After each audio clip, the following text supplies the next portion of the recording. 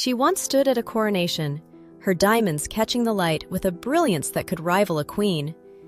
Years later, she would place that same tiara into the hands of a jeweler and watch as it was quietly taken apart, stone by stone. What could bring a woman to dismantle the very jewels that once defined her place in the world? This is the story of Consuelo Vanderbilt, Duchess of Marlborough, a woman whose life was measured in diamonds and whose freedom was not.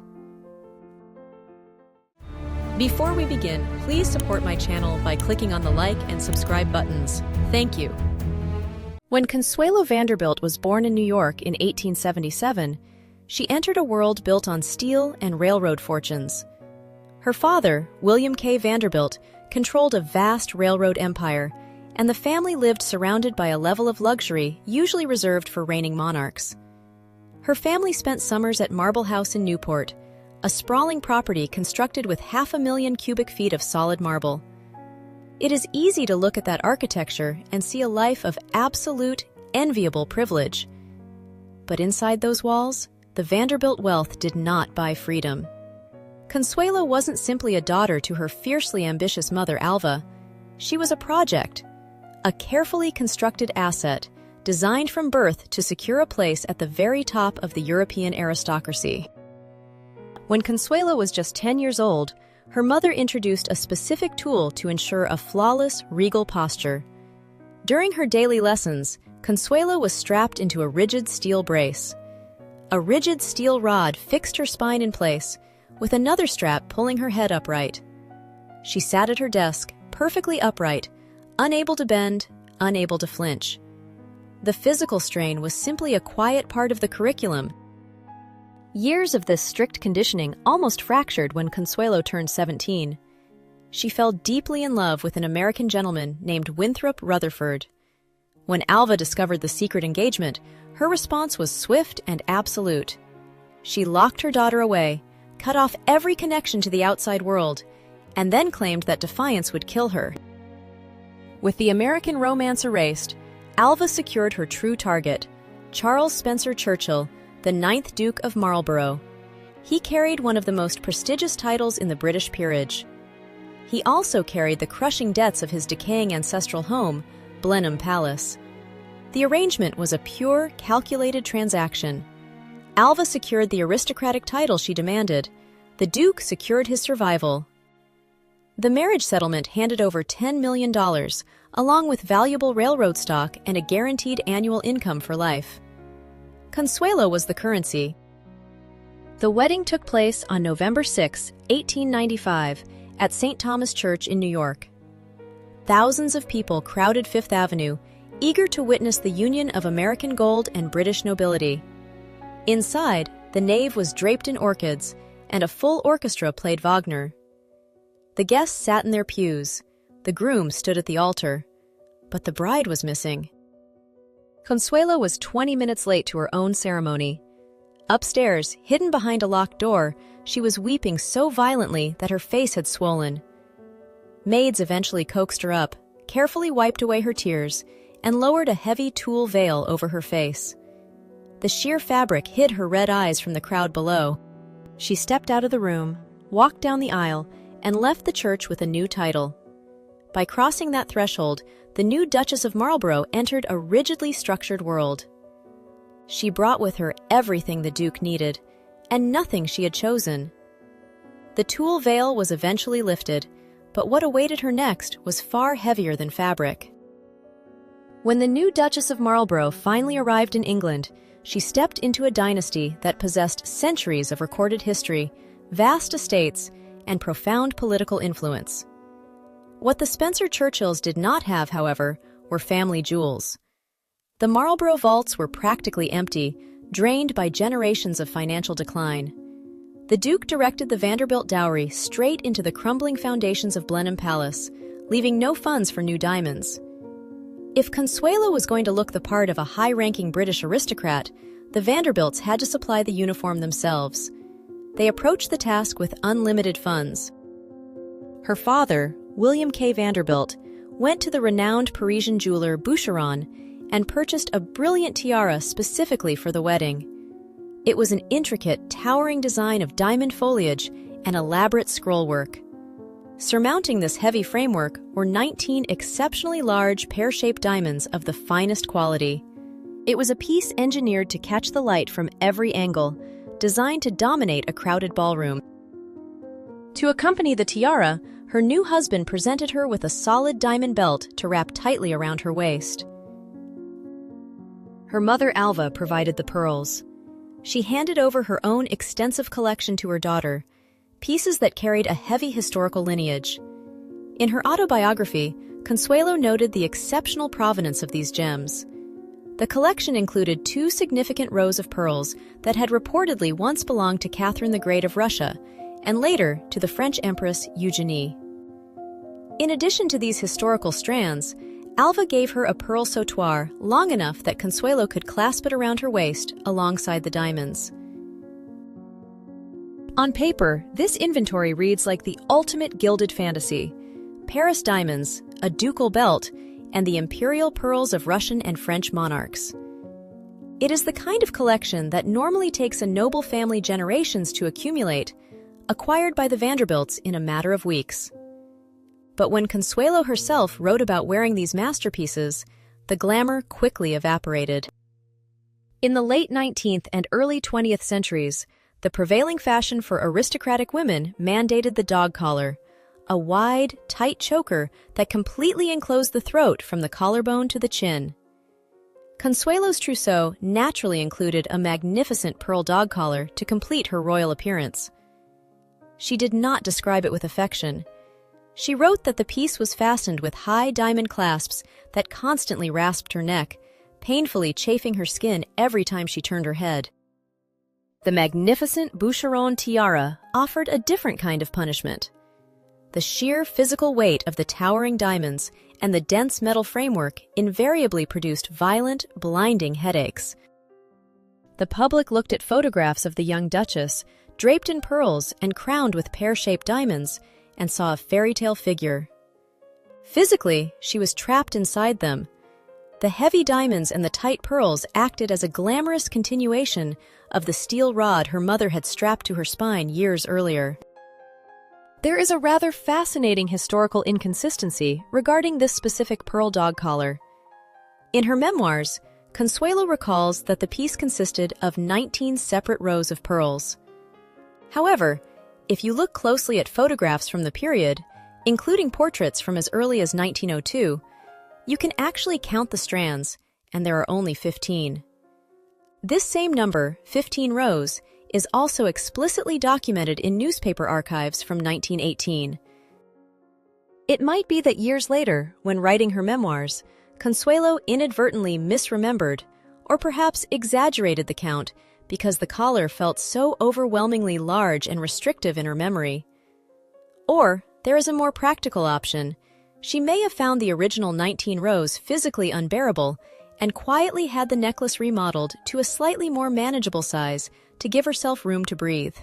Whether it was 15 rows or 19, this heavy armor of pearls and diamonds was carefully packed into trunks and shipped across the Atlantic.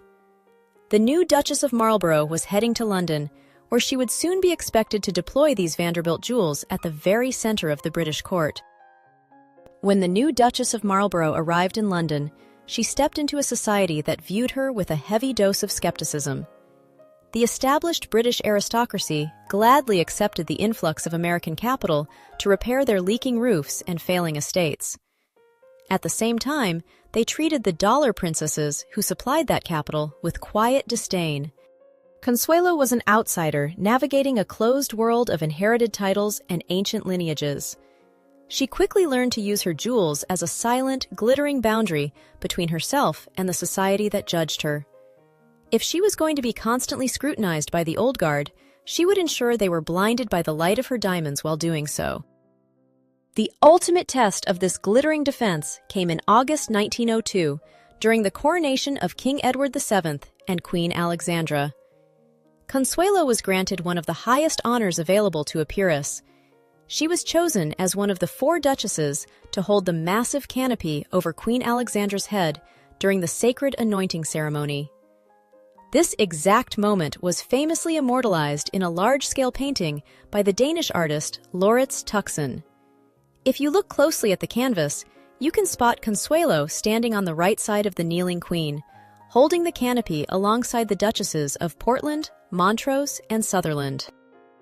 She arrived at Westminster Abbey in full Vanderbilt regalia, white satin, cascading pearls, and the towering Boucheron tiara catching the Abbey light. Around her waist sat the solid diamond belt gifted by her husband, and cascading far below her bodice were the historic ropes of Catherine the Great's pearls. The coronation ceremony involved a notoriously difficult piece of physical choreography. At the precise moment the king was crowned, the peeresses in the abbey were required to simultaneously raise their own velvet coronets and place them on their heads. Trying to blindly balance a velvet coronet on top of an already elaborate diamond tiara usually resulted in an undignified struggle. Consuelo applied a very practical solution to this ancient British problem. Long before the ceremony, she took the measurements of her Boucheron tiara and ordered a custom miniature coronet designed to fit seamlessly inside the inner circumference of the diamond framework. She recalled the moment in her memoirs with a distinct sense of triumph. She wrote, "I fitted it deftly to its place and watched with amusement the anguished efforts of others whose coronets were either too big or too small to stay in place." She executed the strict demands of the coronation flawlessly. However, this outward perfection masked a growing exhaustion with the rigid expectations of the court. In fact, even before he took the throne, back when Edward was still the Prince of Wales, Consuelo had already proved she was capable of bending the rules right to the face of the royal family. Protocol in London high society was rigid, dictating exactly what a woman of her rank must wear for specific occasions. During a formal dinner held in honor of the Prince and Princess of Wales, the future king and queen, a tiara was an unquestionable requirement. Consuelo simply decided to opt out. Instead of submitting to another long evening enduring the heavy, headache-inducing Boucheron framework, she arrived wearing only a diamond crescent ornament pinned into her hair. The prince, who was famously fastidious about dress codes, immediately noticed the breach. He offered her a severe glance across the gathering and delivered a sharp reprimand. "The princess has taken the trouble to wear a tiara.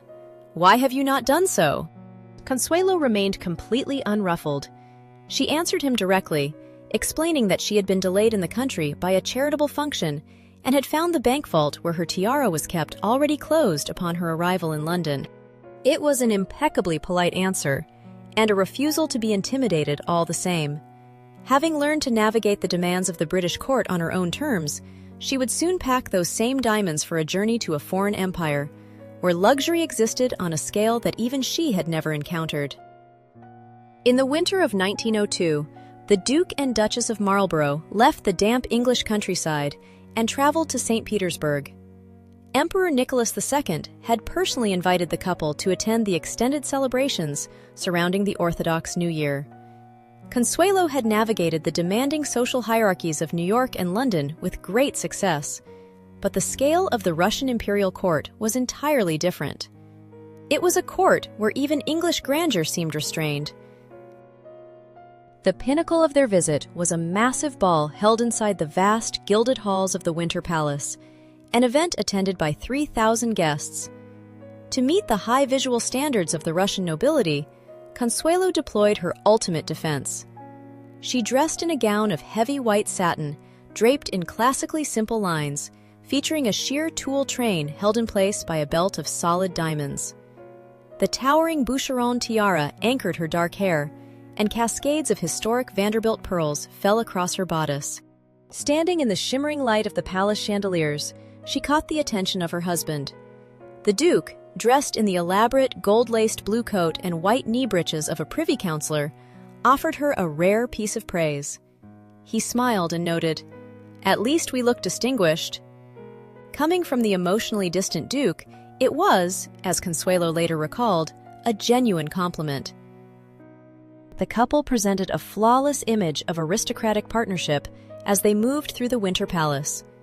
Consuelo even dined near the emperor, who leaned close and quietly discussed the political instability rumbling just beneath the surface of the Russian Empire. Yet, this brilliant public facade masked a chilling personal reality. The Russian ballrooms were heated and filled with music, but the Marlborough marriage was as bitterly cold as the frozen Neva River outside the palace windows.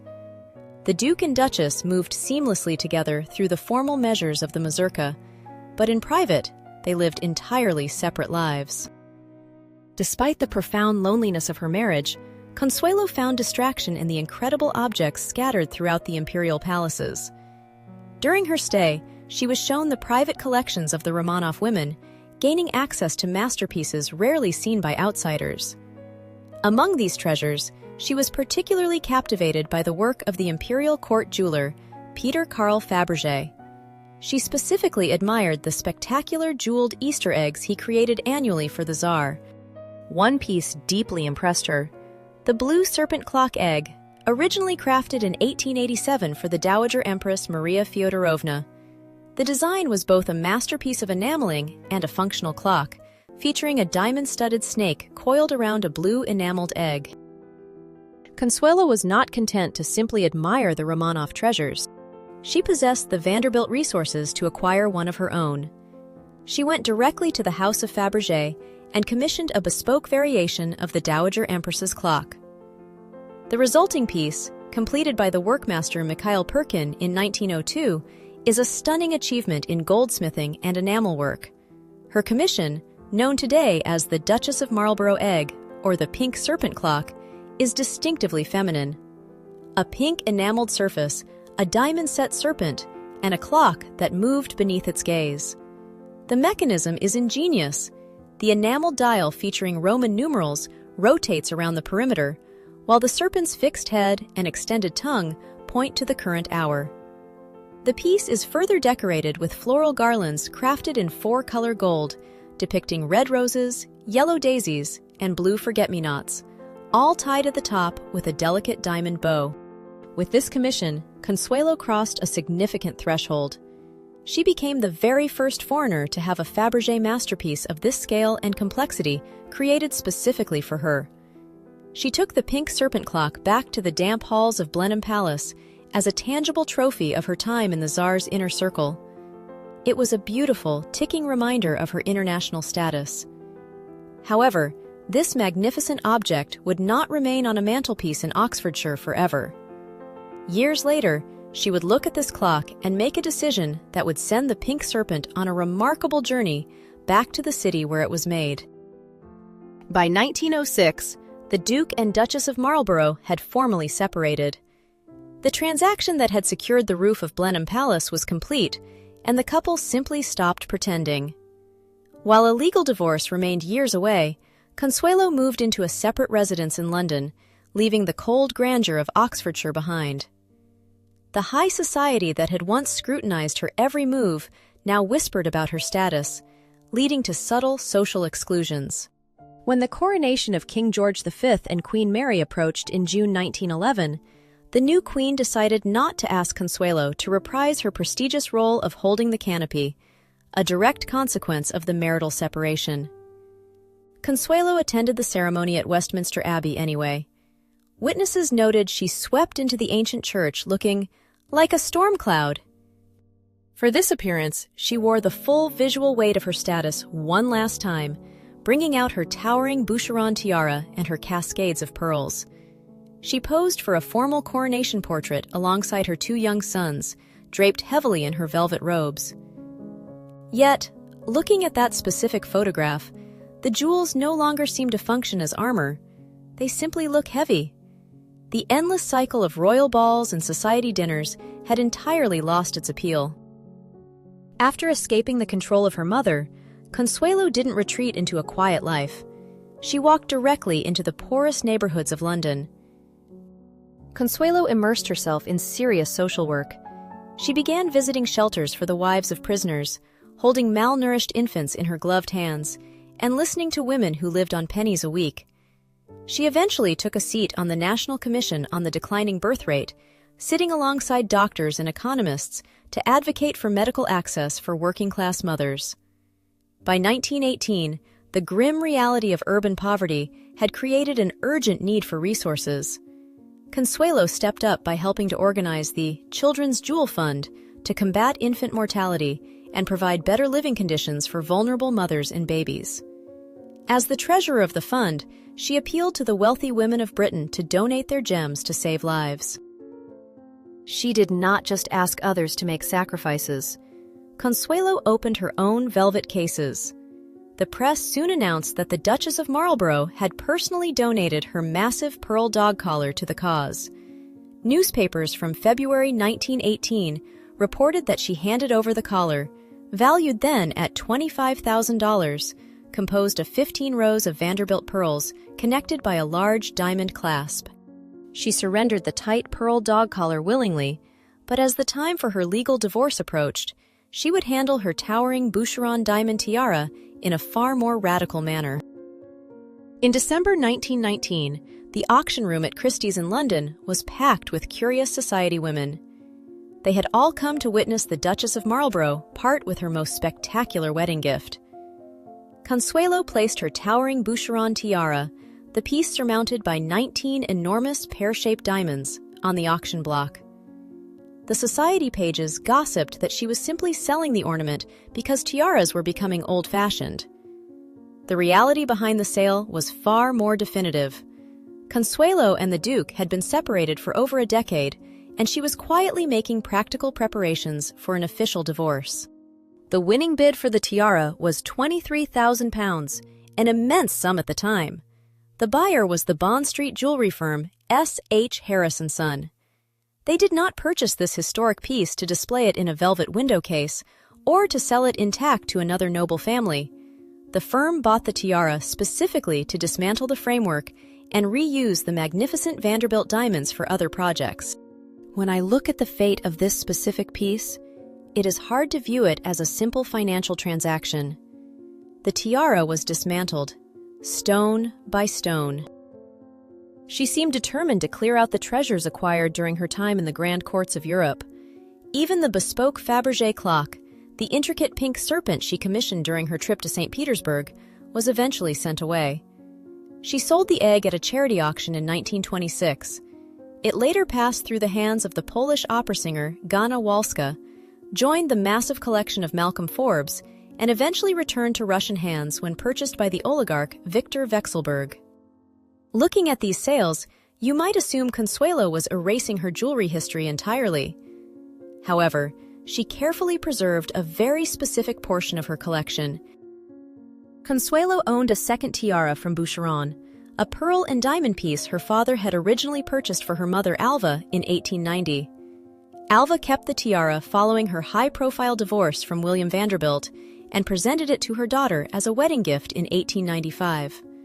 Originally styled as a dense, closed coronet, Consuelo had the piece completely reworked by Boucheron in 1913 into a lighter, more modern bandeau. This piece did not go to Christie's. In 1920, when her eldest son, the Marquis of Blandford, married the Honorable Alexandra Mary Cadogan, Consuelo offered a highly personal wedding gift. She presented her new daughter-in-law with the reworked Boucheron pearl tiara, alongside a single, flawless strand of those famous historic Vanderbilt pearls. This deliberate gift transformed the tiara from a Vanderbilt asset into a permanent Marlborough family heirloom. The new Marchioness, who would eventually become the 10th Duchess of Marlborough, made the pearl tiara her signature jewel. She wore it prominently to the 1937 coronation of King George VI, and again to the 1953 coronation of Queen Elizabeth II. The piece has survived safely intact into the modern era, reappearing in 2018 on the head of Camilla Thorpe when she married the current heir to the dukedom. Consuelo divided her jewelry collection precisely as she divided her past. The diamonds that represented physical pain and a suffocating social contract were sold and dismantled. The pearls, rooted in her family lineage and her genuine devotion as a mother, were carefully preserved and passed forward to the next generation. This decisive sorting of her vault leaves a final, compelling chapter. We must look at what awaited Consuelo once she took off the heavy ducal regalia for the last time. The legal ties to the Marlborough name were finally severed in 1921 when the divorce was made official. 5 years later, the marriage was formally annulled by the Catholic Church, a process that reached a definitive conclusion only because Alva Vanderbilt took a remarkable step. She appeared before the ecclesiastical court and publicly admitted that she had coerced her daughter into the 1895 marriage against her will. It was the ultimate recorded confirmation of the steel rod and the locked doors that had defined Consuelo's youth. Almost immediately after the divorce, Consuelo married Jacques Balsan, a French pilot and textile heir. Their union was a rare occurrence of a genuine second chance. Jacques had fallen in love with Consuelo when she was a 17-year-old girl in Paris and had waited nearly 30 years for the opportunity to marry her.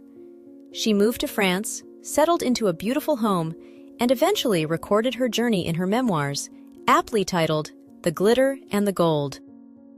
When you look at the photographs from this final, long chapter of her life, you can see a profound change in her appearance. The heavy, restrictive uniform of the Marlborough years had vanished. There are no more heavy, suffocating collars rasping her neck, and no more towering diamond frameworks causing violent headaches. She is often pictured with a soft, open neckline, wearing only a simple string of pearls, or perhaps no jewels at all. Having lost the title of Duchess, she seemed to have gained her own name, her freedom, and a clear, independent voice.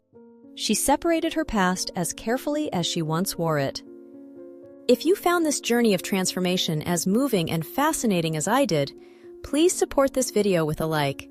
It really means a lot. And do subscribe to the channel and click the bell icon so you don't miss our next story. Thank you so much for watching and for spending this time with me. After all, jewels may be silent, but their stories are not. They will not be silenced as long as we continue to tell them.